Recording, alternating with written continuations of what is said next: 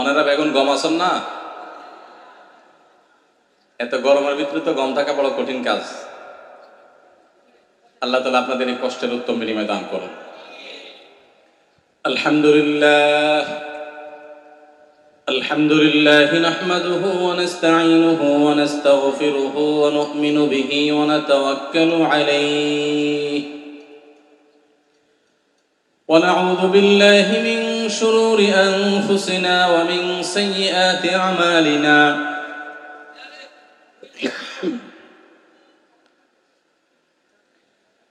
من يهده الله فلا مضل له ومن يضلله فلا هادي له وأشهد أن لا إله إلا الله وحده لا شريك له وأشهد أن محمدا عبده ورسوله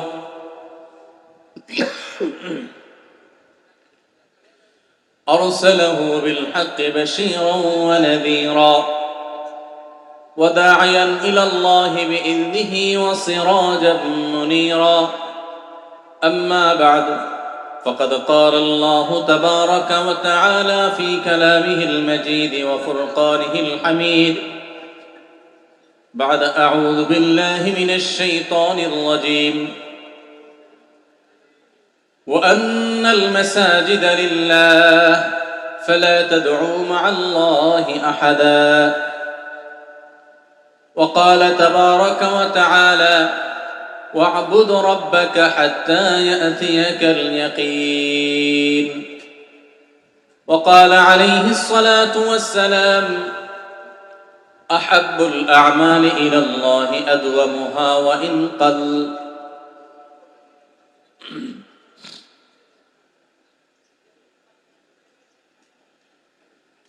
ঐতিহ্যবাহী চট্টগ্রামের প্রাণকেন্দ্র হালিশহর বি ব্লক হযরত ওমর বিন খাত্তাব রাদিয়াল্লাহু তাআলা আনহু জামে মসজিদ পরিচালনা কমিটির উদ্যোগে আয়োজিত আজকের এই ওয়াজ মাহফিলের সম্মানিত সভাপতি, উপস্থিত ওয়াজিবুল ইহতারাম সম্মানিত উলামায়ে কেরাম, অত্র এলাকার মান্যগণ্য ব্যক্তিবর্গ, দূর দূরান্ত থেকে আগত আমার কোরআন এবং হাদিস প্রেমী প্রাণপ্রিয় মুসলিম ভাইয়েরা এবং পর্দার মা বোনেরা,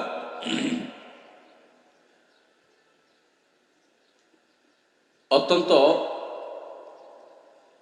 রোদের মধ্যে, কাঠফাটা রোদের মধ্যে ভর দুপুরে আপনারা নিজেদের স্ব ব্যস্ততা সবকিছুকে এড়িয়ে, সবকিছুকে পেছনে ফেলে রেখে এত কষ্ট করে এখানে সমবেত হয়েছেন, সেটা দেখে আমি অনেক বেশি আপ্লুত যে এত গরমের মধ্যেও আপনারা কষ্ট করে বসে আছেন। নিশ্চয়ই আপনারা অনেকে ঘর্মাক্ত হয়ে যাচ্ছেন, অনেকে ঘেমে যাচ্ছেন, অনেকের কষ্ট হচ্ছে।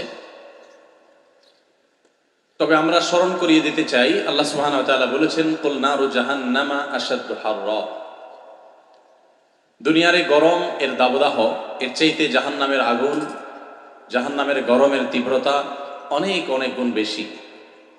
অতএব দুনিয়ার এই গরমটা যদি আল্লাহর জন্য আমরা সহ্য করি, আল্লাহকে খুশি করবার জন্য যদি গরমের কষ্টকে আমরা উপেক্ষা করতে পারি, সবর করতে পারি, আল্লাহর কাছে আমরা আশা করতে পারবো আল্লাহ সুবহানাহু ওয়া তাআলা আমাদেরকে আখিরাতের জাহান্নামের সেই আগুন থেকে, সেই উত্তাপ থেকে, কিয়ামতের সেই দুর্বিষহ গরমের পরিস্থিতি থেকে আল্লাহ সুবহানাহু ওয়া তাআলা আমাদেরকে রক্ষা করবেন ইনশাআল্লাহ।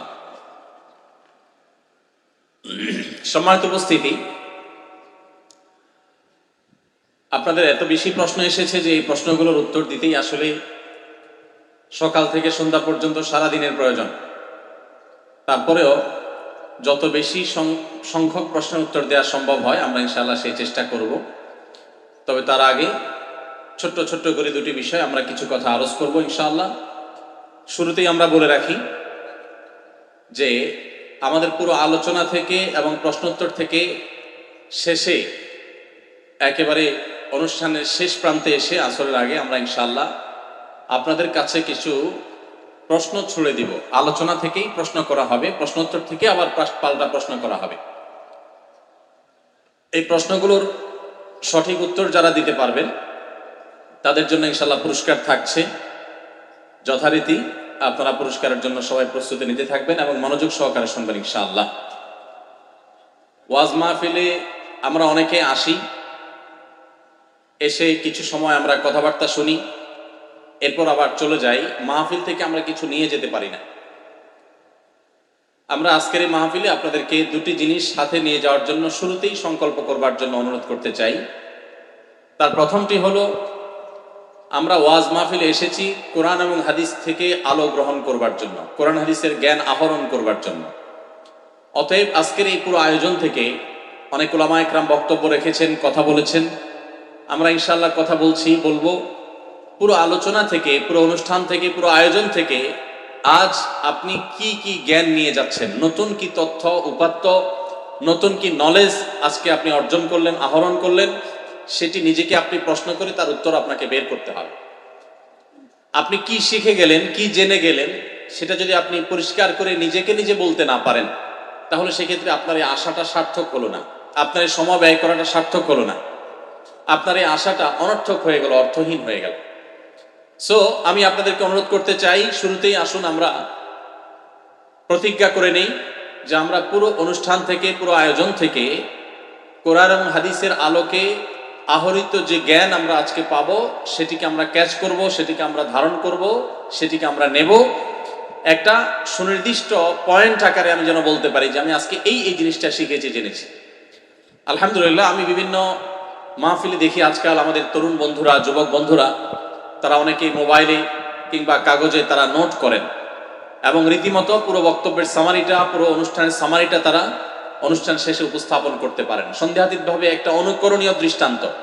ওয়াজ মাহফিলেও যে মানুষ খাতা কলম নিয়ে নোট করে অথবা মোবাইলে, প্যাডে, বিভিন্ন জায়গায় তারা যে নোট করে, এটা সন্দেহাতীতভাবে একটা দারুণ উদাহরণ। ওয়াজ মাহফিল শুধুমাত্র শোনার জন্য আসা নয়, জানার জন্য আসা, সেই সাথে দ্বিতীয় উদ্দেশ্য হবে মানার জন্য আসা। যে আজকের এই মাহফিল থেকে আমি কোন কোন বিষয়টা আমার জীবনে বাস্তবায়ন করব, এই মর্মে আমি প্রতিজ্ঞা করছি, প্রতিশ্রুতি দিচ্ছি আল্লাহকে, এবং নিজের সাথে নিজে সংকল্প করছি যে আমি আজকের এই মাহফিল থেকে আমার জীবনে এই ভালো কাজটাকে আমি ধারণ করব, অথবা ওই মন্দ কাজটা আমি সেটা থেকে বিরত থাকব। এই প্রতিজ্ঞা এবং এই প্রতিশ্রুতি আমাদের মধ্যে থাকতে হবে। তাহলে আমরা দুটি পয়েন্ট বলেছি। তার প্রথমটি হলো যে আমি নতুন করে কি কি জিনিস শিখলাম, জানলাম, কোন কোন জ্ঞান আহরণ করলাম, সেই প্রশ্ন উত্তর আমার কাছে জানা থাকতে হবে। দ্বিতীয়ত হলো আমি কোন কোন বিষয়গুলো মানবো আজকের মাহফিল থেকে, যেগুলো আগে আমি মানতাম না, আজকে নতুন করে আমি এখন থেকে শুরু করব আমল করা, সেই জিনিসগুলো কি, অথবা কোনো মন্দ স্বভাব, খারাপ জিনিস যেগুলো আমি আজকে থেকে বর্জন করব, আজকের আলোচনা থেকে অনুপ্রাণিত হয়ে সেই জিনিসগুলো কি। এই দুইটা প্রশ্নের উত্তর যেন আমরা প্রত্যেকটা মানুষ পরিষ্কার করতে পারি। আমি কি জানছি আর কি মানছি, আমি এখান থেকে জ্ঞানটাকে আহরণ করছি, আর এই আজকের মাহফিল থেকে আমি কোন আমলটার ব্যাপারে উদ্বুদ্ধ হয়ে, অনুপ্রাণিত হয়ে সেটিকে আমার জীবনে ধারণ করবার নিয়ত করে তারপর আমি যাচ্ছি। এই দুটি জিনিসকে আমরা পরিষ্কার করার চেষ্টা করব। আল্লাহ আমাদেরকে তৌফিক দান করুন। তাহলে অনুষ্ঠান 10 মিনিট হোক আর 2 ঘন্টা হোক, ইনশাআল্লাহ সেটা আমাদের সকলের জন্য সার্থক হবে, উপকারী হবে।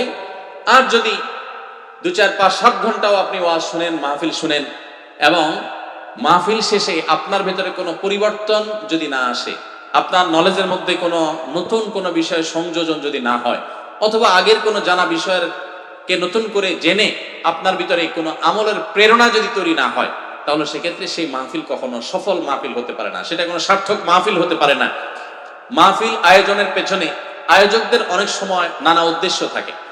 আয়োজকদের উদ্দেশ্য যদি থাকে মাহফিল আয়োজন করে তারা সেখান থেকে পার্থিব কোনো কিছু অর্জন করবেন, অর্থ কালেকশন করবেন, চাঁদা কালেকশন করবেন, নাম যশ খ্যাতি মানুষে কুড়াবেন, এরকম কোনো উদ্দেশ্য যদি কোনো মাহফিল কর্তৃপক্ষের থাকে, আমরা সাধারণ কথা বলছি, জেনারেল সকল মাহফিলের জন্য প্রযোজ্য, তাহলে সেক্ষেত্রে তাদের সেই পার্থিব চাওয়াটা পূরণ হতেও পারে, নাও হতে পারে। আল্লাহর কাছে কোনো কিছু পাওয়া যাবে না যদি পার্থিব উদ্দেশ্য থাকে। ঠিক একইভাবে মাহফিলের আলোচক ওয়াইজ, তার উদ্দেশ্য যদি টাকা পয়সা হয়, নাম যশ খ্যাতি হয়, তার বেলাও একই কথা প্রযোজ্য হবে। কিন্তু আপনারা যারা শ্রোতাদের উদ্দেশ্যের মধ্যে ভেজালের সম্ভাবনা খুব কম থাকে।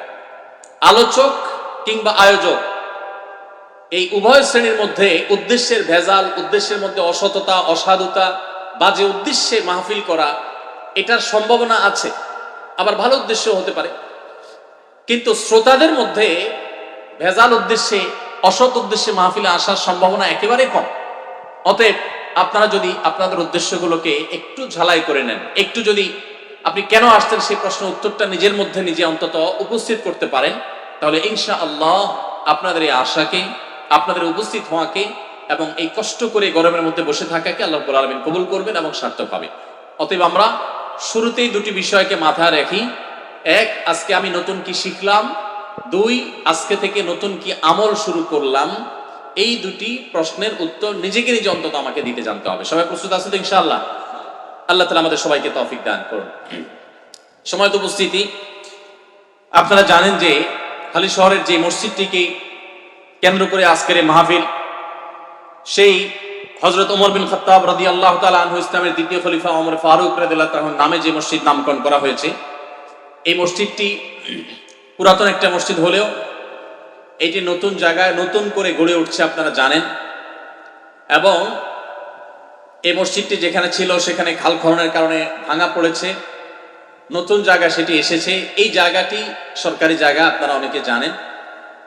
কর্তৃপক্ষ যতটুকু আমাকে জানিয়েছেন যে এই সরকারি জায়গা ইতোমধ্যে মসজিদের নামে বরাদ্দ হয়ে গেছে, আলহামদুলিল্লাহ। এই 5 কাঠা জায়গা মসজিদ হিসাবে বরাদ্দ দেওয়া হয়ে গেছে সরকারিভাবে। শুধুমাত্র সেটার মৌজা মূল্য পরিশোধ করতে হবে এবং সেটা 1,25,00,000 টাকা। তো সরকারি জমি হওয়াতে, বরাদ্দ পাওয়াতে এই মাত্র 1,25,00,000 টাকার মধ্যে এত ভ্যালুয়েবল একটা জায়গা পাওয়া যাচ্ছে, এটা সন্দেহাতীতভাবে অনেক বড় সৌভাগ্যের ব্যাপার। কর্তৃপক্ষ জানালেন যে এই পুরো টাকাটাই এখন পরিশোধ করতে হবে অফিসিয়ালি মসজিদ পুরো জায়গাটার মালিক হতে হলে। তো এটা সাদকা জারিয়ার অত্যন্ত গুরুত্বপূর্ণ একটি খাত, অত্যন্ত গুরুত্বপূর্ণ একটি জায়গা, যে আল্লাহর ঘরের জন্য মসজিদ কিনে দেওয়া। আপনারা জানেন মসজিদে নববী যেই জায়গার উপর এখন আছে, যেই জায়গার উপরে মসজিদে নববী দাঁড়িয়ে আছে, এই জায়গাটা প্রিয় নবী সাল্লাল্লাহু আলাইহি সাল্লাম কিনে সেখানে মসজিদ প্রতিষ্ঠা করেছেন। তিনি যখন এটি কিনবার উদ্যোগ নিয়েছেন, 2 জন ইয়েতিম শিশুর ছিল সেই জায়গাটি। তাদের জায়গা যখন আল্লাহর পক্ষ থেকে ইশারা এলো বাহনের মাধ্যমে অলৌকিকভাবে যে এখানে মসজিদ হওয়া উচিত, এখানে মসজিদ হতে হবে, তখন দেখা গেল মসজিদের মালিক হলো 2 জন ইয়েতিম শিশু। তখন প্রিয় নবী সাল্লাল্লাহু আলাইহি সাল্লাম সেই জায়গা কেনা যায় কিনা সে উদ্যোগ গ্রহণ করার জন্য দায়িত্ব দিলেন এবং যথারীতি সেটি কেনার সুযোগ তৈরি হলো। তখন সাহাবায়ে কেরাম নিজে উদ্যোগ নিয়ে আবু বকর সিদ্দিক রাদিয়াল্লাহু তাআলার সামনে অগ্রসর হলেন এই মসজিদ কিনে আল্লাহর ঘরে দান করার জন্য। তো আজকে আবু বকর রাদিয়াল্লাহু তাআলার অনুসারী যারা আমরা আছি, আমরা যারা আবু বকর রাদিয়াল্লাহু তাআলা আনহুকে ইসলামের প্রথম খলিফা হিসাবে, প্রথম মুসলিম সদস্য হিসাবে, আল্লাহ রাসূলের প্রতি প্রথম ইসলাম আনয়নকারী ব্যক্তি হিসেবে, প্রথম অ্যাডাল্ট প্রাপ্তবয়স্ক পুরুষদের মধ্যে আবু বকর রাদিয়াল্লাহু তাআলা আনহু ইসলাম গ্রহণ করেছিলেন। তো তার আদর্শের অনুপ্রাণিত হয়ে, তার আদর্শে অনুসরণ করে, নবী সাল্লাল্লাহু আলাইহি ওয়াসাল্লাম আদর্শে অনুপ্রাণিত হয়ে এই মসজিদের যে জমির মূল্য 1,25,00,000 টাকা, অনেকেই আছেন যে যাদের জন্য এই টাকা দেয়া কঠিন কোনো ব্যাপার নয়। আমি উদাত্ত আহ্বান রাখতে চাই, যাদের সুযোগ আছে তারা মসজিদের জায়গা কেনার এই কাজে আপনারা শরীক হবেন। অনেক মসজিদ আছে নতুন করে জমি কিনে তারপর মসজিদ তৈরি করা হয়, আর এটা ইতোমধ্যে মসজিদ অনেক আগে থেকেই ছিল, ভাঙা পড়েছে, নতুন জায়গায় সেটা এসছে। এখন শুধুমাত্র জায়গার মূল্য পরিশোধ করা দরকার। প্রতিষ্ঠিত আছে ইতোমধ্যে মসজিদ, এটা একটা অ্যাডভান্টেজ। অতএব আমাদের যাদের সুযোগ আছে আমরা এখানে শরীক থাকার চেষ্টা করব।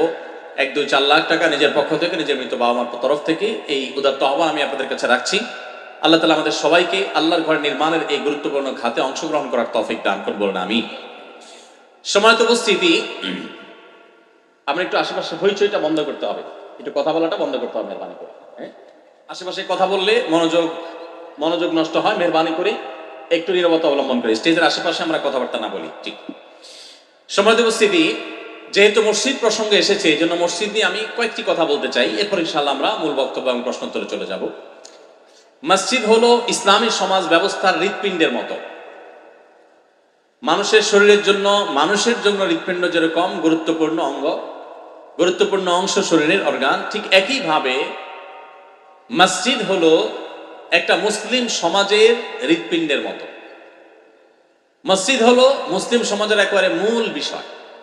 মসজিদ ছাড়া একটা মুসলিম সমাজ কখনো চিন্তাই করা যায় না, কল্পনাই করা যায় না। এই জন্য আমাদের প্রিয় নবী সাল্লাল্লাহু আলাইহি সাল্লাম মক্কা থেকে মদিনায় হিজরত করে আসার পর সর্বপ্রথম যেই কাজটি করেছেন, সর্বপ্রথম যে আমলটি করেছেন, সেটি ছিল কি? মসজিদ নির্মাণ। মসজিদ নির্মাণের আমলটি আমাদের প্রিয় নবী সাল্লাল্লাহু আলাইহি সাল্লাম সবকিছুর আগে করেছেন। ইসলামের ইতিহাসে প্রিয় নবী সাল্লাল্লাহু আলাইহি সাল্লামের স্বহস্তে নির্মিত, তার তত্ত্বাবধানে নির্মিত সর্বপ্রথম মসজিদের নাম কি? মসজিদে কুবা। আমরা অনেকে মনে করি মসজিদে নববী, মূলত মসজিদে নববী এটি প্রথম মসজিদ নয়।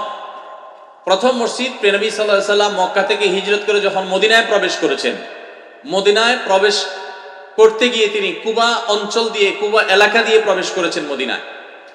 আর কুবা এলাকায় মদিনার মানুষ সমবেত হয়েছিল প্রিয় নবী সাল্লাল্লাহু আলাইহি সাল্লামকে অভ্যর্থনা জানাবার জন্য।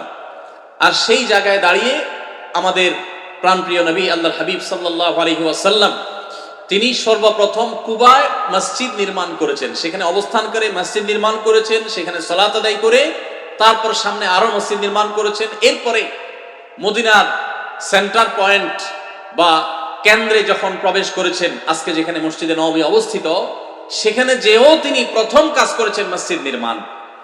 নিজের বাসাবাড়ি নির্মাণ, নিজের থাকার জায়গা, ঠাঁই, এগুলো সব পরে চিন্তা করেছেন, আগে মসজিদ নির্মাণ করেছেন।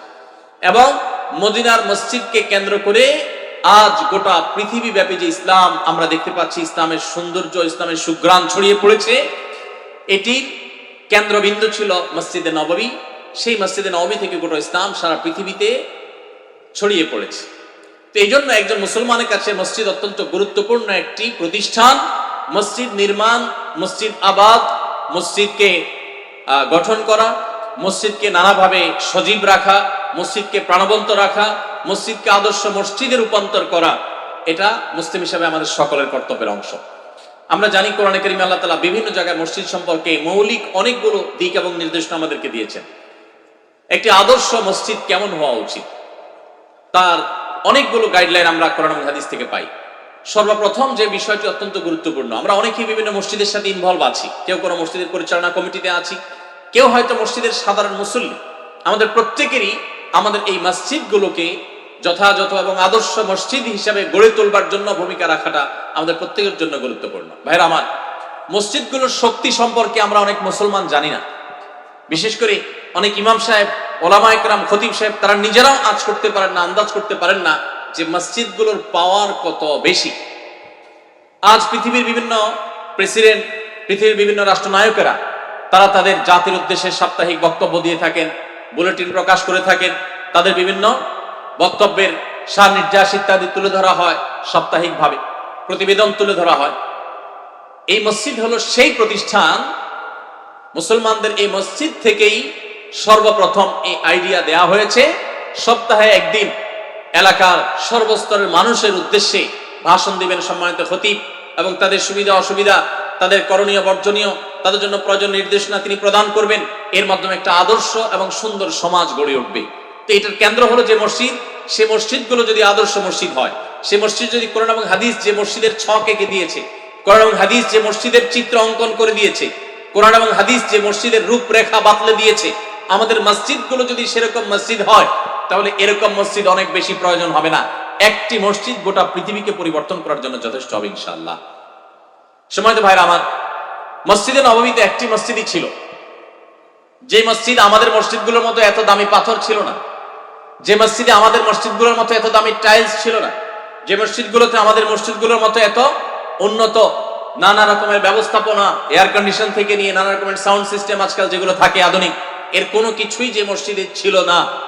সেই ভাঙাচোরা ভাবে কোন রকম অবকাঠামোর উপরে, সামান্য দুর্বল অবকাঠামোর উপরে, বাহ্যিক ভাবে দুর্বল অবকাঠামোর উপর দাঁড়িয়ে থাকা সে মসজিদ এতটা শক্তিশালী ছিল, গোটা পৃথিবীর গোটা পৃথিবীর যে আপনার মুভমেন্ট, এটাকে খুব অল্প কিছুদিনের মধ্যে পরিবর্তন করে গোটা পৃথিবীর নেতৃত্বের আসনে মুসলমানদেরকে বসে দিয়েছিল এই মসজিদে নববী। আজও যদি আমরা আমাদের মসজিদগুলোকে সেরকম আদর্শ মসজিদ বানাতে পারি, তাহলে ইনশাআল্লাহ সমাজের চেহারা বদলাতে খুব বেশি সময়ের প্রয়োজন হবে না। আল্লাহ রাব্বুল আলামিন আমাদের উলামা একরামদেরকে, সম্মানিত খতিব সাহেবদেরকে, মসজিদ কমিটির আমাদের সম্মানিত ভাইদেরকে এবং সর্বস্তরের মুসল্লিদের সবাইকে মসজিদকে আদর্শ মসজিদ হিসেবে গড়ে তোলার তৌফিক দান করুন। সম্মানিত ভাইরা আমার, একটি আদর্শ মসজিদের যে রূপরেখার কথা কোরআন এবং হাদিস বলেছে, সেগুলো বিস্তারিত বললে অনেক কথা বলা যাবে। আমরা সংক্ষেপে শুধুমাত্র কয়েকটি পয়েন্ট বলতে পারি। নাম্বার এক, একটি আদর্শ মসজিদের জন্য সর্বপ্রথম যে বিষয়টি থাকতে হবে তা হবে মসজিদ এটা তাওহীদ চর্চার জায়গা, এখানে কোনো শিরক চর্চা হতে পারবে না। মসজিদ যদি শিরকের চর্চা হয় তাহলে সেটা কখনো আদর্শ মসজিদ হতে পারে না। আদর্শ মসজিদের জন্য প্রধান এবং প্রথম শর্তই হলো এটা যে মসজিদ হবে তাওহীদ চর্চার কেন্দ্রবিন্দু, এখানে কোনো শিরকের নাম গন্ধ নিশানা থাকতে পারবে না। আল্লাহ রাব্বুল আলামিন কোরআন কারীমে বলেছেন ওয়া আন্নাল মাসাজিদা লিল্লাহ, মসজিদ সব মসজিদগুলো সব আল্লাহ, এগুলো আল্লাহর ঘর, এগুলো আল্লাহকে সিজদার জায়গা। যেহেতু এটা একচ্ছত্র ভাবে শুধুমাত্র আল্লাহকে সিজদা নিবেদন করার, আল্লাহর দাসত্ব প্রকাশ করবার জায়গা, এজন্য ফালা তাদউ মাআল্লাহি আহাদা, তোমরা মসজিদে আল্লাহ ছাড়া আর কাউকে ডাকবে না, অর্থাৎ আর কারোর কাছে প্রার্থনা করবে না, আর কারোর কাছে কোন প্রকার সহযোগিতা, অলৌকিক সহযোগিতা আশা করবে না। মসজিদে প্রার্থনা করবে শুধু কার কাছে? আল্লাহ রাব্বুল আলামিনের কাছে।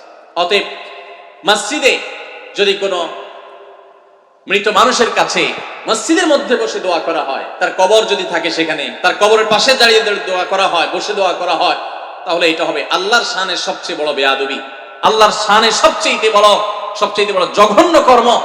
কারণ যে মসজিদ তাওহীদ প্রতিষ্ঠা করবার জন্য এসেছে, সেই মসজিদের মধ্যে যদি শিরক করা হয়, সেই মসজিদকে যদি শিরকের আখড়ায় পরিণত করা হয়, তাহলে কখনো সেটা মসজিদের মূল উদ্দেশ্যকে সাধন করে না, বরং মূল উদ্দেশ্যকে ব্যাহত করে।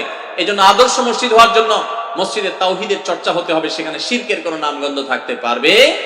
আল্লাহ আমাদের সমস্ত মুসলমান ভাই বোনদেরকে মসজিদের এই গুরুত্বপূর্ণ বিষয়টিকে বুঝার তৌফিক দান করুন।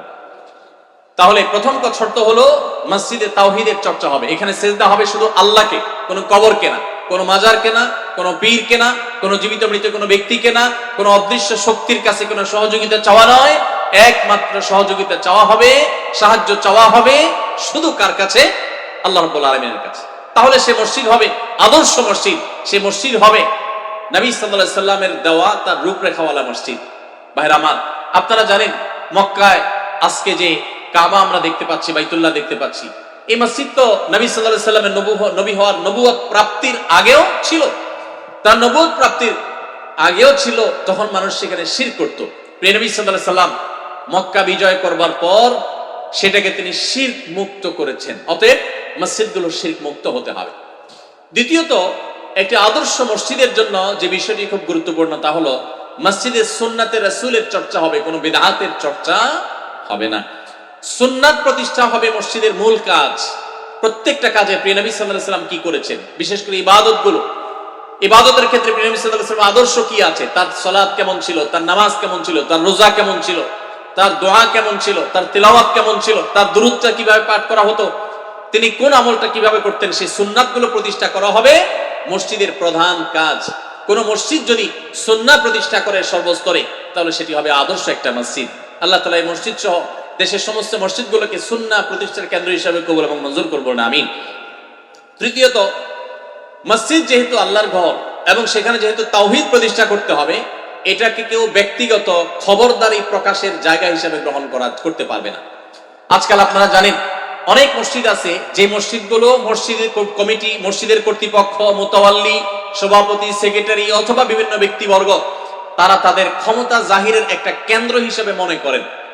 তারা মনে করেন যে তাদের খবরদারি জাহিরের একটা বড় জায়গা হলো মসজিদ। মসজিদ হলো গোলামি প্রকাশের জায়গা। আল্লাহর ঘরে এসে যদি কেউ নিজের কর্তৃত্ব আর সর্দারি আর মাতবরি জাহির করতে চায়, তো এর চেয়ে বড় অহংকারী আর পাপিষ্ঠ এবং কপাল পোড়া হতভাগা আরেকজন হতে পারে না। মসজিদের দায়িত্ব বুঝে নিলে বা মসজিদ পরিচালনা করার দায়িত্ব পেলেই যে আপনি আল্লাহর প্রিয় পাত্র হয়ে গেছেন, এত সহজ হিসেব নিকেশ করার কোনো সুযোগ। মসজিদ পরিচালনার দায়িত্ব মক্কার মুশরিকরাও পালন করেছে, মক্কার কাফেররাও কিন্তু মসজিদ একসময় পরিচালনা করেছে। সো মসজিদ পরিচালনা করলেই আপনি আল্লাহর প্রিয় বান্দা হয়ে গেছেন, আল্লাহ আপনাকে খেদমত দিয়েছে তা নয়, বরং মসজিদ পরিচালনা করতে এসে অহংকার করে পাপিষ্ঠ হয়ে ঈমান আমল বরবাদ করে আরো বেশি সাজার উপযুক্ত আপনি হতে পারেন। এই জন্য আদর্শ মসজিদের জন্য এই জিনিসটা খুবই জরুরি যে মসজিদ কর্তৃপক্ষ ইমাম সাহেবকে, খতিব সাহেবকে বলবেন পরিষ্কার ভাবে যে আপনি কোরআন এবং হাদিসের আলোকে আমাদের মসজিদকে আপনি আলোকিত করবেন, আবাদ করবেন। কোরআন হাদিসের বাইরে মন গড়া জিনিস আমরা চাই না। আজকাল সেই মসজিদ কমিটি খুব কমই পাওয়া যায় যে মসজিদ কর্তৃপক্ষ ইমাম সাহেব, খতিব সাহেবকে সে ফ্রিডমটা দেন তাদেরকে সেই স্বাধীনতা দেন, তাদেরকে তাদের কথা বলবার সুযোগ দেন। অবশ্যই ইমাম খতিবদেরও দায়িত্ব আছে মসজিদ কমিটিকে বুঝিয়ে তাদেরকে কাউন্সিলিং করে তাদের কাছ থেকে বেশটা আদায় করে নেওয়া এবং মসজিদকে আদর্শ মসজিদ হিসাবে গড়ে তোলা। আল্লাহ তাআলা আমাদের সমস্ত মসজিদগুলোকে সেরকম মসজিদ হিসাবে কবুল ও মঞ্জুর করবো না, আমিন। ভাইরা আমার, আমরা যারা সাধারণ মুসল্লি আছি, আমরা আমাদের ইমাম খতিবদেরকে, আমাদের মসজিদ কমিটির ভাই বোনদেরকে আমরা বোঝাবার চেষ্টা করব। দেখুন, মসজিদ কমিটিতে বিশেষ করে যারা থাকবেন, মসজিদকে যারা আবাদ করবেন, মসজিদের মোতাওয়াল্লি যারা হবেন, তাদের সম্পর্কে আল্লাহ সুবহানাহু ওয়া তাআলা কোরআনে কারিমে নির্দেশনা দিয়েছেন, ইন্নামা ইয়ামুরু মাসাজিদাল্লাহ, নিশ্চয়ই আল্লাহর ঘরগুলোকে আবাদ করবে কারা? যাদের মধ্যে চারটি বৈশিষ্ট্য আছে। এক নম্বর বৈশিষ্ট্য হলো মান আমানা বিল্লাহি ওয়াল ইয়াউমিল আখির, যারা আল্লাহ এবং আখিরাতে বিশ্বাস করে। আল্লাহ এবং আখিরাতে বিশ্বাসী মানুষ যারা হবে তারাই মসজিদ আবাদ করবে। যার নিজের ইমানের ঠিক ঠিকানা নাই, আখিরাতের প্রতি বিশ্বাস ঠুনকো, দুর্বল, দুনিয়া ছাড়া কিছু বোঝে না, পয়সা কড়ি ছাড়া কিছু বোঝে না, ব্যবসা বাণিজ্য ছাড়া কিছু বোঝে না, আল্লাহর কাছে জবাবদিহি করতে হবে সে ভয় তার অন্তরে কম, এই লোক মসজিদ কমিটির বা মসজিদ পরিচালনার দায়িত্বে আসার যোগ্যতা রাখে না। এক নম্বর হলো তার ভিতরে আল্লাহর প্রতি ঈমান এবং আখিরাতের প্রতি ঈমান থাকতে হবে অত্যন্ত সুদৃঢ়। নাম্বার 2, ওয়া আকামাস সালাহ, যারা সালাত কায়েম করে, 5 ওয়াক্ত নামাজ আদায় করে। মসজিদ কর্তৃপক্ষ হতে হলে, মসজিদের দায়িত্বশীল হতে হলে তাকে 5 ওয়াক্ত নামাজই হতে হবে। বহু মসজিদ কমিটির দায়িত্বশীল আছেন আমাদের দেশে যারা নিজেরা নামাজ কালাম পড়েন না, আছে না নেই? তাদের একটাই যোগ্যতা, তাদের কাছে অনেক টাকা পয়সা আছে, অথবা হয়তো অনেক পাওয়ার আছে, হয়তো তাদের অনেক নাম যশ খ্যাতি আছে। এই যোগ্যতা তারা মসজিদ কমিটির সদস্য হয়েছেন, পরিচালনা কমিটিতে আছেন, তাদের অন্য কোনো যোগ্যতা নাই। নিশ্চয়ই একটা প্রতিষ্ঠান পরিচালনা করার জন্য দক্ষতা প্রয়োজন আছে, সামাজিক প্রভাব প্রতিপত্তি দরকার আছে, নিশ্চয়ই তার জাগতিক যোগ্যতার প্রয়োজন আছে। তার অর্থকড়ি থাকলে তিনি সেটা দিয়ে ডোনেশন করতে পারবেন, মসজিদের উন্নয়ন করতে পারবেন, সেটাও ভালো, প্রশংসনীয়। কিন্তু সেগুলোর পাশাপাশি তার মধ্যে 5 ওয়াক্ত নামাজ আদায় করার যোগ্যতাটি থাকতে হবে। যে ব্যক্তি নিজে নামাজ পড়ে না, শুধু জুমার দিন হাজির হয়, ঈদের দিন হাজির হয়, বাকি নামাজ পড়েই না, এই ব্যক্তি কোনো মসজিদের দায়িত্বশীল হতে পারে না। কোরআন নির্দেশনা অনুযায়ী তার মসজিদের দায়িত্বশীল হওয়ার কথা নয়। 3 নম্বর হলো ওয়া আতা যাকাত, মসজিদের দায়িত্বশীল যারা হবেন তারা যাকাত আদায় করবেন, অর্থাৎ সম্পদ আল্লাহ যা দিয়েছেন সে সম্পদ কুক্ষিগত করে রাখবেন না, সেটাকে যথাযথ খাতে ব্যয় করবেন, যাকাত দেওয়ার মানসিকতা থাকবে। আর 4 নম্বর হলো ওয়ালাম ইয়াখশা ইল্লাল্লাহ, আল্লাহ ছাড়া আর কাউকে পরোয়া করেন। এটা অত্যন্ত গুরুত্বপূর্ণ একটা পয়েন্ট যে মসজিদ কর্তৃপক্ষ আল্লাহ ছাড়া কাউকে পরোয়া করবেন। আমি 2001 থেকে 2003-4 মধ্যে এই সময় ঢাকার গুরুত্বপূর্ণ একটা জায়গায় একটা মসজিদে ইমাম এবং খতিব হিসাবে নিযুক্ত হই। তো তখন মসজিদের যিনি সাধারণ সম্পাদক বা সেক্রেটারি সাহেব ছিলেন, অনেক আগে দুনিয়া থেকে মারা গেছেন, নেককার মানুষ ছিলেন, তাকে নেককার হিসাবে আমি জানি। তিনি আমাকে শুরুতে বলে দিলেন যে হুজুর, আমাদের এই মসজিদে আপনি কোরআন এবং হাদিসের আলোকে কথা বলবেন, মন গড়া আপনার কোনো কথাবার্তা আমরা শুনতে চাই না, অন্য কারোরটা আমরা শুনতে চাই না। কোরআন এবং হাদিসের আলোকে যতদিন কথা বলবেন আমাদের সর্বশক্তি দিয়ে আপনার পাশে আমরা থাকব। আর যেদিন আপনি কোরআন হাদিস থেকে ছিটকে পড়বেন, মন গড়া কথা বলবেন, সেদিন আপনার কাছে আমরা আর কেউ থাকবো না। আপনি আপনার কাজ যদি সঠিকভাবে পালন করেন তো আমি আমার সর্বশক্তি দিয়ে আমি আপনার পাশে থাকবো। আলহামদুলিল্লাহ, আল্লাহর বান্দার এই কথা আমাকে অনেক বেশি সাহস জুগিয়েছে, অনেক বেশি প্রেরণা দিয়েছে, অনেক ভালো লেগেছে। প্রাণ খুলে তার জন্য দোয়া করেছি এবং আলহামদুলিল্লাহ সেটাকে আমরা একটা আদর্শ মসজিদ হিসাবে গড়ে তোলার জন্য চেষ্টা করে গেছি। তো আজ মসজিদ যারা পরিচালনা করেন তাদের মধ্যে এই যোগ্যতাগুলো অনেক সময় অভাব থাকে, ঘাটতি থাকে। যারা মসজিদ পরিচালনা করছেন অথবা করবেন তাদেরকে আমরা অনুপ্রাণিত করি, নিরুৎসাহিত করছি না। আপনারা ভালো কাজে এসেছেন, কিন্তু যোগ্যতাগুলো অর্জন করেন, তাহলে শোনার উপর সোহাগা হবে ইনশাআল্লাহ। তাহলে আদর্শ মসজিদ হওয়ার জন্য মসজিদ যারা পরিচালনা করবেন এই মানুষগুলো এই 4 গুণে গুণান্বিত হতে হবে। তাদের মধ্যে আল্লাহর প্রতি ঈমান, আখিরাতের প্রতি ঈমান থাকবে, 5 ওয়াক্ত নামাজ আদায়কারী হবেন, তারা যাকাত আদায়কারী হবেন, আল্লাহ ছাড়া কাউকে পরোয়া করবেন না। মসজিদ কমিটির প্রত্যেকটা লোক তাদের উচিত সূরাগুলোকে সহিহ করে নেওয়া এমন ভাবে যে ইমামের অনুপস্থিতিতে তারাই যেন ইমামতি করতে পারেন। আল্লাহ তাআলা আমাদের সমস্ত মসজিদ কমিটির সদস্যদের মধ্যে, দায়িত্বশীল ভাইদের মধ্যে এই যোগ্যতা দান করে দিন, বলুন আমিন। ভাইরা আমার, একটি আদর্শ মসজিদের জন্য আরেকটি গুরুত্বপূর্ণ যে বিষয়টি দরকার সেটি হলো যে মসজিদে ইমাম এবং খতিব মুয়াজ্জিন যারা থাকবেন এটাকে তাদের পেট পালার মাধ্যম হিসেবে গ্রহণ করবেন না। শরীয়ত দৃষ্টিকোণ থেকে ইমামতি, খতিবগিরি করে টাকা নেওয়া, বেতন নেওয়া জায়েজ হলেও এটা তাদের রুটি রুজির মাধ্যম না। এটাকে যদি তারা একমাত্র রুটি রুজির মাধ্যম বানান, এটাকে যদি তারা শুধুই প্রফেশন হিসেবে দেখেন, তাহলে কখনো একটি আদর্শ মসজিদ গড়ে ওঠা সম্ভব নয়। তাদের এটা হবে সেবা, এটা হবে তাদের দায়িত্ব পালন, এটা হবে আল্লাহর ভয় থেকে। একজন ইমাম, একজন খতিব তার মুসল্লিদের, তার মুক্তাদিদের কারোর দুর্বলতা, কোনো ত্রুটির কথা মনে করে আল্লাহর কাছে ভোর রাতে তাহাজ্জুদের সময় দোয়া করবেন, সেজদায় দোয়া করবেন, নামাজের পর দোয়া করবেন, বিভিন্ন সময় দোয়া করবেন তাদের জন্য। এটা হবে একজন আদর্শ ইমাম, একজন খতিবের দায়িত্ব। একজন আদর্শ ইমাম খতিব ছাড়া একটা আদর্শ মসজিদ সম্ভব নয়। আদর্শ মসজিদ তখন হবে যখন সেই মসজিদের ইমাম, খতিব, মুয়াজ্জিন সবাই আদর্শবান হবেন। মুয়াজ্জিন যিনি হবেন তিনি আজান দিবেন আল্লাহর জন্য। আজান দেওয়া অনেক ফজিলতপূর্ণ একটা কাজ, মসজিদ পরিষ্কার করা একটা ফজিলতপূর্ণ কাজ, ইমামতি করা স্বয়ং নবী সাল্লাল্লাহু আলাইহি ওয়াসাল্লামের সুন্নাত, খতিব হওয়া স্বয়ং নবী সাল্লাল্লাহু আলাইহি ওয়াসাল্লামের আদর্শ, তার অনুকরণ। সো এই কাজগুলো হবে সুন্নাহর অনুসরণ করাতে। আল্লাহ তাআলা আমাদের মসজিদের দায়িত্বশীল ব্যক্তিবর্গের পাশাপাশি মসজিদের স্টাফ যারা আছেন, দায়িত্ব পালনকারী ইমাম, খতিব, মুয়াজ্জিন যারা আছেন, খাদিম যারা আছেন, আল্লাহ তাআলা তাদের সবাইকে তাদের দায়িত্বগুলোকে যথাযথভাবে পালন করার তৌফিক দান করুন। ইমাম খতিবদের উচিত মসজিদগুলোতে নানাবিধ আয়োজন করা, বিভিন্ন প্রোগ্রাম করা, বিভিন্ন রকমের প্রোগ্রামের মাধ্যমে এলাকাবাসীকে নানাবিধ ভাবে উপকার পৌঁছানো। আমাদের প্রিয় নবী সাল্লাল্লাহু আলাইহি ওয়াসাল্লাম মসজিদ আপনারা জানেন শুধু নামাজ পড়ার ঘর ছিল না। আমরা আজকাল মসজিদগুলোকে বানিয়েছি, সারা বাংলাদেশে মসজিদগুলো এখন বেশিরভাগ মসজিদগুলো হলো নামাজের ঘর। শুধুমাত্র সেখানে নামাজটা হয়, নামাজের পরে আবার তালা মেরে দেওয়া হয়, বাস শেষ। অথচ মসজিদ থেকে আমরা নানাবিধ সামাজিক কর্মকাণ্ড আমরা করতে পারি। বিশেষ করে আমাদের সমাজে পারিবারিক ব্যবস্থা ভঙ্গুর হয়ে গেছে, দাম্পত্য জীবন ভয়ঙ্কর একটা অবস্থা পার করছে। আমরা জানি স্বামী স্ত্রীর মধ্যে মনোমালিন্য চরম আকারে, ঘরে ঘরে সংসার ভেঙে খান খান হয়ে যাচ্ছে। এরকম কঠিন পরিস্থিতিতে মসজিদের ইমাম সাহেবরা যদি প্রশিক্ষণ নিয়ে তারা যদি কাউন্সিলর হওয়ার দায়িত্ব নেন, কাউন্সিলর বলতে মানুষকে কাউন্সিলিং করা এবং ফ্যামিলি কাউন্সিলিংটা যদি তারা সঠিকভাবে করতে পারেন, তাহলে ইনশাআল্লাহ আমাদের সমাজের এই ভয়াবহতা কিছুটা হলেও রোধ করা সম্ভব। আমরা দোয়া করি আল্লাহ তাআলার কাছে যে এই মসজিদকে এবং আরো যত মসজিদ বাংলাদেশে আছে, আপনাদের চট্টগ্রামে আছে, সমস্ত মসজিদগুলোকে, সারা দেশের সমস্ত মসজিদগুলোকে আল্লাহ তাআলা আদর্শ এবং মসজিদের নববীর যে গুণাবলী ছিল, যে বৈশিষ্ট্যাবলী ছিল, সেরকম মসজিদের রূপান্তর হওয়ার তৌফিক দান করুন, বলুন আমিন। সম্মানিত ভাইরা, রমজান মাসের শেষের দিকে আসার কারণে আমরা মসজিদের পাশাপাশি রমাদান পরবর্তী করণীয় সম্পর্কে খুব সামান্য সময় কিছু কথা বলবো, যেহেতু সময় খুব বেশি। ঈদ উল ফিতর আমরা উদযাপন করলাম, আলহামদুলিল্লাহ। শাওয়াল মাসের কয়েকটা দিন আমরা অতিক্রম করে ফেলেছি, আমরা সামনে অগ্রসর হচ্ছি। রমজান মাস যে আমরা শেষ করলাম, এই জায়গায় দাঁড়িয়ে আমাদের কয়েকটি বিষয় জানা খুবই গুরুত্বপূর্ণ। তার ভিতরে এক নম্বর হলো, আমাদের সারা দেশের একটা কমন চিত্র হলো যে আমরা প্রায় সমস্ত মুসলমানরাই রমজানে টুকটাক ইবাদত বন্দেগী যাই করেছি না করেছি, রমজানের পরে আমরা ইবাদত বন্দেগীর সে ধারায় বেশিরভাগ মানুষই নেই। রমজানে যে লোকটা ৫ ওয়াক্ত নামাজ জামাতের সাথে আদায় করেছেন, যিনি যথাযথভাবে আল্লাহর ঘরে প্রতিদিন যাওয়ার চেষ্টা করেছেন, সেই লোকটাও রমজানের ঈদের পর, ঈদ উল ফিতরের পর মসজিদে আর সেভাবে আগের মতো যান না। যিনি রমজান জুড়ে কোরআনে কারীমকে সময় দিয়েছেন, কোরআনকে সঙ্গী বানিয়েছেন, কোরআনের সান্নিধ্যে ছিলেন, কোরআন তিলাওয়াত করেছেন, কোরআন শ্রবণ করেছেন, কোরআন বোঝার চেষ্টা করেছেন, সে লোকটাকে এখন আর কোরআন ছুঁয়ে ধরতেও দেখা যায় না। যে লোকটা রমজানে প্রচুর পরিমাণে দান দক্ষিণা করেছেন, বেশিরভাগ মানুষ অবস্থা হলো এখন তারা অনেকে নিজের ফরজ দানটুকু পর্যন্ত দেওয়ার ব্যাপারে দায়িত্বশীল না, সচেতন না, নফল দান তো পরের কথা।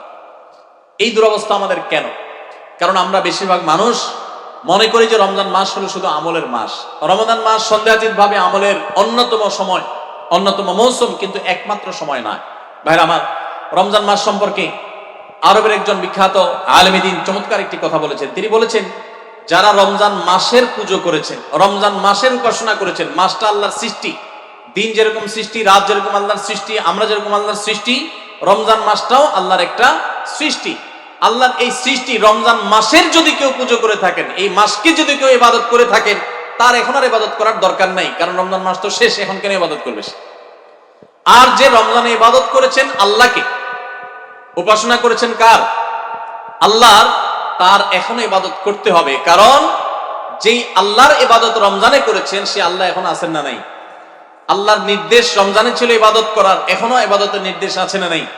আল্লাহ সুবহানাহু ওয়া তাআলা কোরআনে কারীমে বলেছেন, ওয়াবুদ রাব্বাকা হাত্তা ইয়াতিয়াকাল ইয়াকিন, তুমি তোমার রবের ইবাদত করো, উপাসনা করো, কতদিন পর্যন্ত? রমজান মাস শেষ হওয়া পর্যন্ত। কি বলেন? ইবাদত হবে রমজান শেষ হওয়া পর্যন্ত। আল্লাহ বলেছেন, মৃত্যু আসার আগ পর্যন্ত তোমার ইবাদত তুমি কন্টিনিউ রাখো, নিয়মিত করতে থাকো, চালাতে থাকো। প্রিয় নবী সাল্লাল্লাহু আলাইহি সাল্লামকে আল্লাহ তাআলা বলেছেন যে ইন্নালাকা ফিন-নাহারি সাবহান তাওয়ীলা, হে রাসূল, আপনি সারা রাত জেগে ইবাদত করবেন না, রাতে ইবাদত করলেও কিছু সময় আপনি রেস্ট করার চেষ্টা করেন, কারণ দিনে আপনাকে দীর্ঘ সাঁতার কাটতে হবে, দীর্ঘ সাঁতরাতে হবে, দীর্ঘ সাঁতার কাটতে হবে।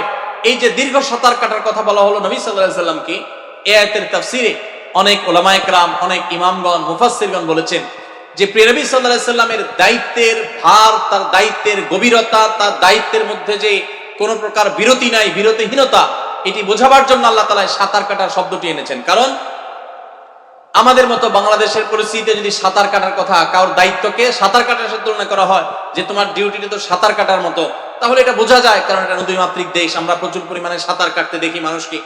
কিন্তু আরবের সেই মরুভূমিতে যেখানে নদী নাই, নালা নেই, খাল নাই, বিল নাই, সেখানে সাঁতার কাটার কথা বললেন আল্লাহ তাআলা তার নবীকে, যে আপনার দিনের বেলা সাঁতরাতে হয়, সাঁতার কাটতে হয়, তার মানে দায়িত্ব পালন করতে হয়, আপনি দাওয়াতের কাজ করতে হয়, মানুষকে আল্লাহর প্রতি আহ্বান করতে হয়, ইসলামের প্রচার প্রসার করতে হয়, মদিনা রাষ্ট্রের দায়িত্ব পালন করতে হয়। এই যে কাজগুলো তার, এগুলোকে সাঁতার কাটার সাথে আল্লাহ তাআলা তুলনা কেন করলেন? সাঁতার কাটার সাথে তো মক্কার সে পরিবেশের সাথে কোনো সম্পর্ক পাওয়া যায় না। মক্কার কোনো মানুষ তো সাঁতার কাটতো না সচরাচর, কারণ সেটা তো নদী বা খাল বিল মাত্রিক কোনো জায়গা ছিল না। তাহলে সেখানে আয়াত নাযিল করে আল্লাহ তাআলা প্রিয় নবীর দায়িত্বকে সাঁতার কাটার সাথে তুলনা কেন করলেন? এর উত্তর হলো যে প্রিয় নবী সাল্লাল্লাহু আলাইহি সাল্লামের দায়িত্বটা আসলে এমন যে এর সাথে পায়ে হাঁটা, ঘোড়ায় চলা, গাধায় চলা, অন্য কোনো বাহনে করে অতিক্রম করা, রাস্তা পার হওয়া বা পথ চলা, এর কোনো কিছুর সাথে তুলনা করা যায় না। কারণ প্রতিটা যাত্রাতে বিরতি আছে। যাত্রা বিরতি বলতে একটা কথা আছে, সেটা হোক পথ পায়ে হেঁটে গেলে, সেটা হোক কোনো বাহনে করে গেলে, যেভাবেই মানুষ যাক না কেন, যাত্রা বিরতি বলতে একটা কথা আছে। মানুষ চাইলে একটু রেস্ট করতে পারে বা রেস্ট করতে বাধ্য মানুষ, বাহনকে রেস্ট দিতে হয়, নিজেকে রেস্ট দিতে হয়, আবার সে যাত্রা কন্টিনিউ করে। সাঁতার এমন একটি কাজ, এই সাঁতারে কোনো রেস্টের সুযোগ নাই। আপনি সাঁতরাচ্ছেন, পুকুরের এক পাশ থেকে আরেক পাশে যাবেন, এক পাড় থেকে আরেক পাড়ে যাবেন, খালের এক পাশ থেকে আরেক পাশে আপনি যাবেন। এই সাঁতারের মাঝখানে গিয়ে, পুকুরের মাঝখানে গিয়ে, নদীর মাঝখানে গিয়ে যদি আপনি বলেন যে আমি এখন একটু ঘন্টাখানিক ঘুমায় নিতে চাই, সুযোগ আছে কোনো? সাঁতরানো বাদ দিয়ে যদি বলেন যে আমি এখানে পানির মধ্যে ঘন্টাখানিক ঘুমায় নেই, তারপর আবার সাঁতরাবো, সুযোগ আছে? প্রিয় নবী সাল্লাল্লাহু আলাইহি সাল্লামকে আল্লাহ তাআলা তার দায়িত্বটা সম্পর্কে বলেছেন যে দিনে আপনাকে দীর্ঘ সাঁতার কাটতে হয়। এই সাঁতার কাটতে হয় এই কথা বলে বোঝানো হয়েছে আপনাকে যে দায়িত্ব দেওয়া হয়েছে, এই দায়িত্বটা আপনাকে মৃত্যুর আগ পর্যন্ত বিরতিহীন ভাবে পালন করে যেতে হয়। কোনো রেস্ট নেওয়ার সুযোগ নেই। ইমানদারের রেস্ট হবে শুধুমাত্র তার মৃত্যুর পর কবরে। অতএব রমজানে যারা আমরা ইবাদতবন্দি করার চেষ্টা করেছি, আমাদের রেস্ট নেওয়ার সুযোগ তৈরি হবে তখন যখন আমাদের দুনিয়ার জীবন শেষ হয়ে যাবে। সে রেস্টের শুরু আছে, শেষ নেই। সেই জীবন শুধু রেস্টই রেস্ট, সেই জীবন শুধু আরামই আরাম। অতএব রমজান শেষে আপনি এখন যদি বিরতি নেন, আপনি যদি এখন ইবাদতবন্দি ছেড়ে দেন, নামাজ ছেড়ে দেন, তাহলে সেক্ষেত্রে আপনার জন্য অত্যন্ত ভয়াবহ একটি বার্তা দিচ্ছে এই বিষয়টি। কি বার্তা? সে বার্তা হলো রমজানে আপনি যে ইবাদত করেছেন সেগুলো কবুল হওয়ার সম্ভাবনা খুবই ক্ষীণ। একটা প্রশ্ন আমাদের অনেকেরই থাকার কথা মনে, যে আমরা যে রমজানে অনেকে কোরআন খতম দিয়েছি, তারাবি পড়েছি, রোজা রেখেছি, পাঁচ ওয়াক্ত নামাজ পড়েছি, দোয়া দুরূদ করেছি, সারি ইফতার করেছি, অনেক ভালো ভালো কাজ করেছি, দান দক্ষিণা করেছি, আলহামদুলিল্লাহ। রমজানের এই আমলগুলো আল্লাহর কাছে কবুল হয়েছে কিনা আমরা তো কেউ জানি না। কেউ জানেন আপনারা? কোনো গ্যারান্টি আছে? কিন্তু উলামায়ে কেরাম মানুষের ইবাদত বা নেক আমল কবুল হওয়ার কিছু আলামতের কথা বলেছেন, যে গ্যারান্টি না থাকলেও কিছু আলামত আছে, পূর্বাভাস আছে, বুঝার কিছু উপায় আছে, যেগুলো দেখে আমরা অনুমান করতে পারি, আন্দাজ করতে পারি হয়তো আল্লাহ তাআলা আমার ইবাদতটা কবুল করেছে। কি সেই আলামত? সেই আলামত হলো যারা কোনো ভালো কাজ, যেই কোনো নেকামল করার পর সেই নেকামলের ধারাটা অব্যাহত রাখতে পারেন, কন্টিনিউয়াসলি করতে পারেন। একবার করার পর যদি আবারও করার সুযোগ পান, তাহলে তিনি আল্লাহর প্রতি সুধারণা করতে পারেন যে হয়তোবা আল্লাহ রাব্বুল আলামিন তার আগের আমলটা কবুল করেছেন, সেজন্যই আল্লাহ তাআলা তাকে আবারও আমল করার সুযোগ, তৌফিক দান করেছেন। রমজানে আপনি পাঁচ ওয়াক্ত নামাজ জামাতের সাথে পড়েছেন, আলহামদুলিল্লাহ। রমজান যাওয়ার পরও আপনি পাঁচ ওয়াক্ত নামাজ ধরে রাখতে পারছেন, ছাড়েন নাই, তাহলে আপনি জোরালো সম্ভাবনা আপনার আছে এবং আল্লাহর কাছে, আল্লাহর প্রতি আপনার সুধারণা তৈরি হতে পারে। যথেষ্ট সুযোগ আছে যে আল্লাহ বোধহয় আমার রমজানের পাঁচ ওয়াক্ত নামাজ কবুল করেছেন, এই জন্য আমাকে এখনো সেটা করার তৌফিক দিয়েছেন। ভাইরা আমার, রমজানে কোরআন তেলাওয়াত গুলো যেগুলো করেছেন এগুলো কবুল হয়েছে কিনা কিভাবে বুঝবেন? বোঝার উপায় হলো যে এখন আপনি কোরআন তেলাওয়াত করতে পারছেন কিনা। এখন যদি আপনি রমজানের পরেও কোরআন তেলাওয়াত করতে পারেন, হয়তো রমজানে এক পারা পড়তেন প্রতিদিন, এখন এক পৃষ্ঠা পড়েন, তখন হয়তো 3 পারা পড়তেন, এখন 1 পারা পড়েন। আপনি রমজানে বেশি করেছেন, অবশ্যই ইবাদতের মৌসুম হিসাবে সেই সময় বেশিই করবো আমরা, কিন্তু রমজানের পরে অল্প হলেও যদি করতে পারেন, তাহলে আপনি সুধারণা করতে পারেন হয়তোবা আল্লাহ তাআলা রমজানে আপনার তেলাওয়াত গুলো কবুল করেছেন। ভাইরা আমার, ঠিক একইভাবে রমজানে আমরা যে দান দক্ষিণা করি, প্রচুর পরিমাণ দান দক্ষিণা, একজন কৃপণ মানুষ যে সেও কিছু না কিছু দান করে, আলহামদুলিল্লাহ। এই দান দক্ষিণাগুলো কবুল হয়েছে কিনা সেটা বোঝার উপায় হলো যে আপনি এখনো দান করতে পারতেছেন কিনা। রমজানে হয়তো অনেক বেশি দান করেছেন, এখন এত বেশি পারতেছেন না, সারা বছর তো আর একরকম করা যাবে না, তো এখন অল্প করে করেন, কিন্তু দানের অব্যাহত ধারাটা আপনাকে রাখতে হবে, তাহলে ইনশাআল্লাহ সেটি আল্লাহর কাছে কবুল হওয়ার আলামত আপনি ধরতে পারেন। নবী সাল্লাল্লাহু আলাইহি ওয়াসাল্লামের একটা হাদিস আমি পাঠ করেছি শুরুতে, তিনি বলেছেন, আহাব্বুল আমালি ইলাল্লাহি আদওয়ামুহা ওয়া ইন কাল। আল্লাহর কাছে বান্দার সবচেয়ে প্রিয় আমল, সবচেয়ে প্রিয় আমল, যে আমলটা আল্লাহ পছন্দ করেন, কি সেটা? যে আমল মানুষ কন্টিনিউয়াসলি করে, ধারাবাহিক ভাবে করে, যে আমল করে ছেড়ে দেয় না। আল্লাহ সুবহানাহু ওয়া তাআলা বলেছেন, তোমরা ওই নারীর মতো হইও না। মক্কায় এক নারী ছিলেন, তার ব্যাপারে জনশ্রুতি ছিল যে তিনি রশি পাকাতেন, রশি পাকিয়ে পাকিয়ে সেটি যখন পরিপূর্ণ হয়ে যেত, এখন শুধুমাত্র রশির মাথায় গিরা দিয়ে দিলে রশিটা পূর্ণতা পেয়ে যেত, ওই সময় তিনি রশির পাকগুলো ছেড়ে দিতেন, তো এগুলো আবার আগের জায়গায় চলে যেত। তো আল্লাহ বলেছেন, ওলা তাকুনু কাল্লাতী নাকাদাত গাজলাহা মিন বাদি কুওয়াতিন আনকাযা। তোমরা সেই মহিলার মতো হইও না যে মহিলা রশি পাকাতে পাকাতে সেটাকে পূর্ণতা দিয়ে এরপরে সেটার মাথা বাঁধবে যখন, ওই সময় সেই পাকগুলো ছেড়ে দেয়, অর্থাৎ তার পুরো শ্রমটা পণ্ড হয়ে যায়, সব নষ্ট হয়ে যায়। তোমরা তাদের মতো হবে না যাদের নামাজ শুধু রমজানেই ছিল, এখন আর নেই, যাদের রোজা শুধু রমজানেই ছিল, এখন আর নেই, যাদের তেলাওয়াত শুধু রমজানেই ছিল, এখন আর নেই, যাদের দান দক্ষিণা শুধু রমজানেই ছিল, এখন আর নেই, যাদের দোয়া দুরুদ, আল্লাহর কাছে কান্নাকাটি, চোখের পানি ফেলা, প্রার্থনা করা, ইস্তেগফার করা, তওবা করা রমজানেই ছিল, এখন আর সেগুলো নেই। এরা হলো সেই নারীর মতো, যেই নারী সবকিছু জমিয়ে এরপর তার বাদ তিনি ছেড়ে দিয়েছেন, গিরা তিনি খুলে দিয়েছেন। তার শ্রম যেরকম পণ্ড, আমাদের রমজানের সমস্ত প্রচেষ্টাগুলো পণ্ড হয়ে যেতে পারে যদি রমজানের ইবাদতের ধারাগুলোকে রমজানের পরেও আমরা ধরে রাখতে না পারি। তাহলে রমজানের ইবাদতের ধারাকে আমরা রমজানের পরেও ধরে রাখার চেষ্টা করবো তো ইনশাআল্লাহ। রমজানে হয়তো আপনি 20 রাকাত তারাবি পড়েছেন, লম্বা সময় নিয়ে তারাবি পড়েছেন, এখন পারেন না, আপনি 4 রাকাত তাহাজ্জুদ পড়েন, 2 রাকাত পড়েন। রমজানে হয়তো প্রতি রাত পড়েছেন, এখন প্রতি রাত পড়তে পারেন না, আপনি মাঝে মধ্যে পড়েন। রমজানে আপনি 30 দিন রোজা রেখেছেন, এখন আপনার 30 দিন রোজা রাখার দরকার নেই, রমজানের বাইরেও তো নফল রোজা আছে, সেগুলো মাঝে মধ্যে রাখেন। রমজানে আপনি 5 ওয়াক্ত নামাজ পড়েছেন, সেটা আপনাকে অবশ্যই রমজানের পরেও 5 ওয়াক্ত পড়তে হবে। এভাবে ইবাদতের ধারাগুলো যদি আমরা ধরে রাখতে পারি, তাহলে আমাদের রমজান সাধনা সার্থক হবে ইনশাআল্লাহ তাআলা। আল্লাহ তাআলা আমাদের সবাইকে রমজানের ইবাদতের ধারাকে ধরে রাখার তৌফিক দান করুন। সবাই চেষ্টা করবো তো ইনশাআল্লাহ। ভাইরা আমার, প্রিয় নবী সাল্লাল্লাহু আলাইহি ওয়াসাল্লাম রমজানের বাইরেও প্রচুর পরিমাণে রোজা রাখতেন, অনেক বেশি নফল রোজা, সুন্নাত রোজা তিনি রাখতেন। রমজানের বাইরে আরো 7 ধরনের নফল রোজার কথা আমরা বলতে পারি। কয় ধরনের নফল রোজা? এগুলোকে মাসনুন সুন্নাত রোজাও বলা যেতে পারে। সুন্নাত রোজা নবী সাল্লাল্লাহু আলাইহি সাল্লাম এই রোজাগুলো রাখতেন।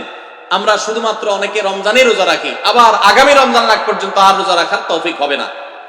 রোজা রাখা মানুষের স্বাস্থ্যের জন্য এত বেশি উপকারী যে এখন ডাক্তারগণ, চিকিৎসকগণ আমাদের শরীরে অতিরিক্ত মেদ, চর্বি এগুলো গালাবার জন্য, পান করবার জন্য এবং আমাদের সুস্থ থাকবার প্রয়োজনে আমাদেরকে তারা ওয়াটার ফাস্টিং করতে বলেন, শুধু পানি খেয়ে রোজা রাখতে বলেন। রোজার গুরুত্ব এখন আর কারো বুঝতে বাকি নেই আমাদের, কারণ আমরা এখন কিটো ডায়েটের সময় পার করছি। কিটো ডায়েট করলে তাকে মনে করে অনেক স্বাস্থ্য সচেতন মানুষ, অনেক দায়িত্বশীল মানুষ। তো এরকম একটা সময় যখন আমরা এসেছি, তখন রোজার যে কত গুরুত্ব, রোজার যে কত উপকারিতা, রোজা রাখতে সামান্য একটু কষ্ট হতে পারে, কিন্তু তার স্বাস্থ্যের যে উপকারিতা লাভ, সেটা বলাই বাহুল্য, আর ওয়াজ করে বোঝানোর প্রয়োজন নেই। আমরা শুধু সেগুলো আমল করা দরকার। রোজা শুধু রমজানে রাখলেন, এরপরে আপনি ক্লোজ করে ফেললেন রোজার চ্যাপ্টার, আবার আগামী রমজান আসলে রাখবেন না, আপনি আদর্শ রোজাদার হতে পারলেন না। আদর্শ রোজাদার হতে হলে রমজানে হয়তো 30 দিন রোজা রেখেছেন, অন্য কোন মাসে 30 দিন পুরো মাস আপনাকে রোজা রাখতে ইসলাম বলে না। আপনি মাঝে মধ্যে সেটা ধরে রাখেন, কারণ সারা বছরই আমাদের স্বাস্থ্যের জন্য রোজাটা যেমন উপকারী, ইমানের জন্য তেমনি ভাবে উপকারী। আসলে আমরা জানি যে রমজান রোজার বাইরে আরো কখন কোন কোন সময় রোজা রাখা সুন্নাত। রমজান রোজার পরে যে সমস্ত রোজাগুলো সুন্নাত, তার ভিতরে একটা হলো যেই মাসটাতে আমরা এখন আছি, এর নাম কি মাস? শাওয়াল মাস। শাওয়াল মাসে প্রিয় নবী সাল্লাল্লাহু আলাইহি সাল্লাম 6টি রোজা রাখার ব্যাপারে উদ্বুদ্ধ করেছেন আমাদেরকে। এটা হলো একটা সুন্নাত রোজা, যে রমজানের 30 রোজার পরে শাওয়ালে কয়টা রোজা রাখা? 6টা রোজা রাখা। প্রিয় নবী সাল্লাল্লাহু আলাইহি সাল্লাম বলেছেন, মান সামা রমাদান, যে ব্যক্তি রমজান মাসে রোজা রাখলো, সুম্মা আতবাহু সিত্তাম মিন শাওয়াল, রমজানের সব রোজাগুলো রাখার পর যে ব্যক্তি শাওয়াল মাসে 6টা রোজা রাখলো, কানা কাসিয়ামিদ দাহার, ওই ব্যক্তিকে আল্লাহ তাআলা সারা বছর রোজা রাখার সওয়াব দান করবে। তাহলে রমজানের 30টা রোজার সাথে শাওয়ালে যদি 6টি রোজা আমরা প্লাস করি, তাহলে এই 36টা রোজার বিনিময়ে আমরা সারা বছর রোজা রাখার সওয়াব পাবো। কিভাবে? অনেক স্কলারগণ বলেছেন আল্লাহ তাআলা সাধারণত নেকামলের সওয়াবকে 10 গুণ বাড়িয়ে দেন। সাধারণত কয় গুণ বাড়িয়ে দেন? 10 গুণ। কাউকে চাইলে আল্লাহ বাড়িয়েও দেন, কমপক্ষে 10 গুণ বাড়িয়ে দেন। তো 30টা রোজা আমরা রমজানে রাখি সাধারণত, কখনো 29 হয়, সাধারণত 30 সর্বোচ্চ। তো 30টা রোজার সাথে যখন আরো 6টা রোজা আমরা প্লাস করলাম শাওয়াল মাসে, তাহলে 36 হলো। 36কে যদি আমরা 10 দিয়ে গুণ দেই কয়টা হয়? 360।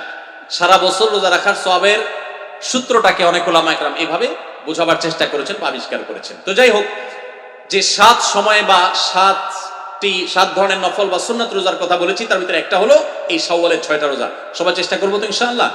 সুবিধা আছে, শাওয়ালের 6 রোজা একসাথে থাকা জরুরি না, আপনি ভেঙে ভেঙে রাখতে পারেন। এই সপ্তাহে 2টা রাখলেন, আবার সামনের সপ্তাহে 3টা রাখলেন, আজকে একটা রাখলেন, 2 দিন গ্যাপ দিয়ে আরেকটা রাখলেন, আপনি আপনার সুবিধা অনুযায়ী রাখতে পারেন। তাহলে ইনশাআল্লাহ শাওয়ালের 6টা রোজা আমরা রাখতে পারি। আল্লাহ আমাদের সবাইকে তৌফিক দান করুন।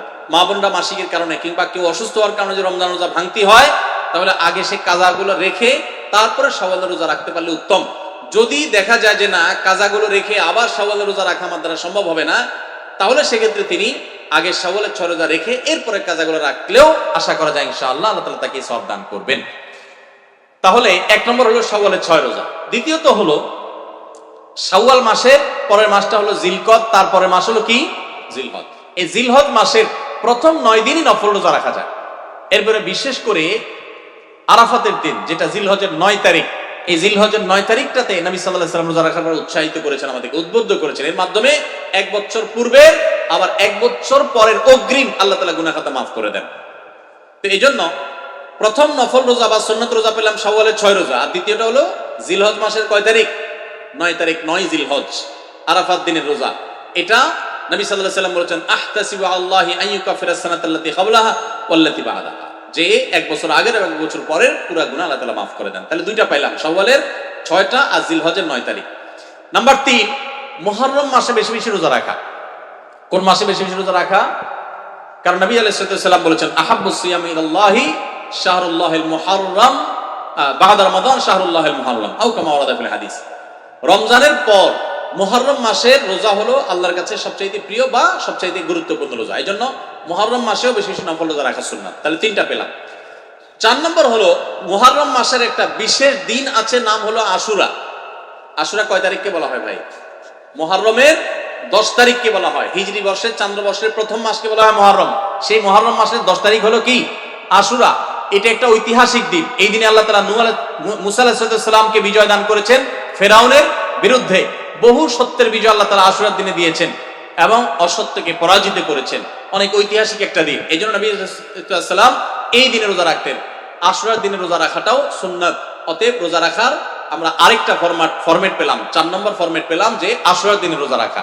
এই আশুরার দিনে যে রোজা রাখা, এটা আবার 2টা রোজা আমরা জানি, 9 আর 10, আর না হলে 10 আর 11। তবে সবচেয়ে উত্তম হয় 9 আর 10, কারণ নবী সাল্লাল্লাহু আলাইহি ওয়াসাল্লাম যে বছর দুনিয়া থেকে চলে গেছেন সেই বছর তিনি বলেছেন, যদি আমি সামনের বছর বেঁচে থাকি লা আসুমান্নাত তাসিআ ওয়াল আশির, তাহলে সামনের বছর আমি জিলহজের আশুরার রোজাগুলো যখন রাখবো, জিলহজ নয় আশুরার রোজা যখন রাখবো, তখন মুহররমের 9 আর 10 রাখবো। এটা তার আকাঙ্ক্ষা ছিল, কিন্তু সেই তৌফিক তিনি পান নাই, আল্লাহ তাকে দুনিয়া থেকে নিয়ে গেছেন তার আগে। তো এই জন্য উলামা ইকরাম বলেন উত্তম হলো আশুরা রোজা রাখলে 9 এবং 10 রাখা। যদি সেটা না পারেন তাহলে অপশন নম্বর 2, 10 এবং 11। তাহলে 4টা সুন্নাত রোজার অপশন পেলাম আমরা। শাওয়ালের 6টা, জিলহজের 9 তারিখ, আর মুহররমের 9, 10 অথবা 10, 11, আর পুরো মুহররম মাসটাই নফল রোজার জন্য। তাহলে কয়টা হলো? 4টা। 5 নম্বর হলো শাবান মাস। শাবান মাসে নবী সাল্লাল্লাহু আলাইহি ওয়াসাল্লাম সবচেয়ে বেশি নফল রোজা রাখতেন, আপনারা জানেন। আমাদের আয়েশা রাদিয়াল্লাহু তাআলা বলেছেন কারণ নবী সাল্লাল্লাহু আলাইহি ওয়াসাল্লাম ইয়াসুমু শাবান ইল্লা কালিল, নবীজি পুরো শাবান জুড়েই রোজা রাখতেন, কিছু কয়েকদিন বাদে পুরো শাবান রোজা রাখতেন। তাহলে 5 নম্বর হলো শাবান মাসে বেশি নফল রোজা রাখতেন, রমজানের আগের মাস। 5টা ফরম্যাট হয়ে গেল। আরো 2টা আইটেম আছে, তার একটা হলো মাসিক আর একটা হলো সাপ্তাহিক।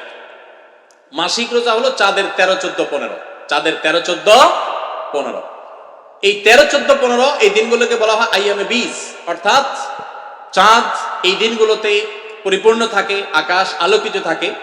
তো এই জন্য আইয়ামে বীজ বলা হয়, এটাকে সাদা দিন বলা হয়, সাদার সময় বলা হয়।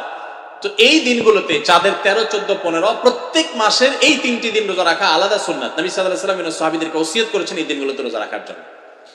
তাহলে 6 নম্বর আমরা পেয়ে গেলাম। 7 নম্বর নফল রোজা বা সুন্নাত রোজার সুযোগ আসে হলো প্রতি সপ্তাহে, সেটা হলো সোমবার এবং শুক্রবার। কি বলেন?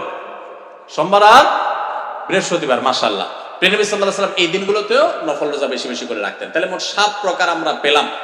এখন আপনারা কেউ বলতে পারেন, ভাই তাহলে তো সারা বছর রোজাই রাখা লাগবে। দেখা যায় ইমানদারের, ওই যে বললাম, কোনো রেস্ট নেই তো। ইমানদারের বিরতি হলো একসাথে কখন? জান্নাতে প্রবেশের পর, মৃত্যুর পর। তার আগ পর্যন্ত ইমানদারের কোনো কি নাই? রেস্ট নাই। সে কন্টিনিউয়াসলি আমল করতে থাকবে। আমাদের শরীরে যে অতিরিক্ত মেদ চর্বিগুলো জমে, এগুলো সারা বছরই কাটানোর দরকার আছে, বার্ন করার দরকার আছে। আপনি টানা কিছুদিন না খেয়ে থাকলেন, আবার ধুমসে খাওয়া ধরলেন, তো যেই সেই হয়ে যাবে। যদি নবী সাল্লাল্লাহু আলাইহি ওয়াসাল্লামের সুন্নাতকে কেউ মেনে চলে, তাহলে তার স্বাস্থ্য নিয়ে আর টেনশন করতে হবে না ইনশাআল্লাহ। তার স্বাস্থ্যের সুরক্ষা অনেকখানি হয়ে যাবে। রোজার ক্ষেত্রে নবী সাল্লাল্লাহু আলাইহি ওয়াসাল্লামের এই সুন্নাহ যদি মেনে চলে, প্রতি সপ্তাহে সোম বৃহস্পতি, মাসের 13, 14, 15 আর বাকি যেগুলো কথা বললাম, শাওয়ালের 6টা রোজা এবং জিলহজের 9 তারিখ এবং মুহররমের 9, 10, মুহররম মাস বেশি বেশি, শাবান মাস বেশি বেশি, চাঁদের 13, 14, 15 আর সোম বৃহস্পতিবার, এই সব রোজাগুলো যদি কেউ রাখে, তাহলে ইনশাআল্লাহ বিইذنিল্লাহ প্রথমত এর মাধ্যমে সে আল্লাহর কাছে আজর পাবে, বিনিময় পাবে, নবী সাল্লাল্লাহু আলাইহি ওয়াসাল্লাম সুন্নাত জিন্দা হবে। এবং রোজা শুধু রমজানের জন্য হলো না, বছর জুড়ে হলো। তখন রমজান শুধু 1 মাস হবে না, আমার গোটা বছরটাই হবে রমজান মাস ইনশাআল্লাহ তাআলা। সবাই চেষ্টা করবো না ইনশাআল্লাহ? আল্লাহ আমাদের সবাইকে রমজানের আমলের, ইবাদতের ধারাগুলোকে রমজানের পরেও অব্যাহত রাখার তৌফিক দান করুন, বলেন আমিন। রমজানে যে আমরা ইবাদত বন্দেগী করেছি, বিশেষ করে রোজা রেখেছি, সেগুলো যেন রমজান পরে আমরা রাখতে পারি, সেই চেষ্টা করবো তো সবাই ইনশাআল্লাহ। আল্লাহ আপনাকে, আমাকে, আমাদের সবাইকে আমলের তৌফিক দান করুন। জাযাকুমুল্লাহু খাইরা ওয়া আখিরু দাওয়ানা আলহামদুলিল্লাহি রাব্বিল আলামিন।